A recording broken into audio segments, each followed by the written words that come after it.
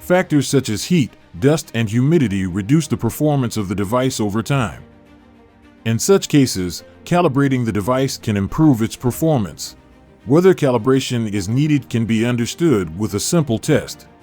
The impedance curve should be a vertical line when the probe is short-circuited and a horizontal line when the probe is open-circuited. This is best seen at 0.2 volt test voltage and 10 ohm limit resistance. Calibration is required in case of offset or slope in the impedance curve.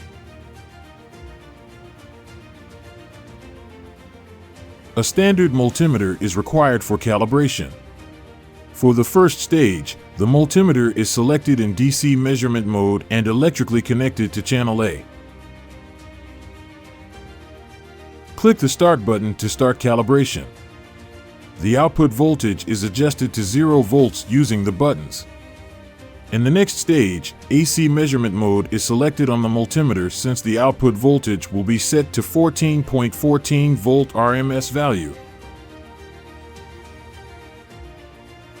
Voltage is adjusted to the closest value with the buttons. The next 3 stages are completed automatically. This process may take some time to complete.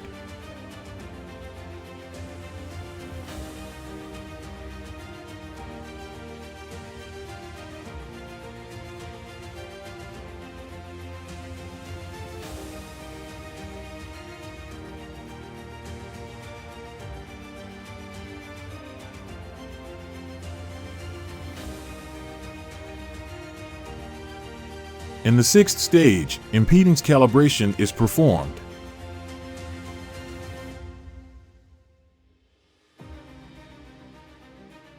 For this, the probe tips are short-circuited. The impedance value is seen on the screen as ohms, and then the next button is clicked to proceed to the next stage.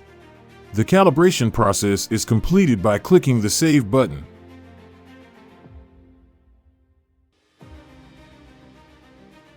The effect of calibration can be seen by repeating the short circuit and open circuit test.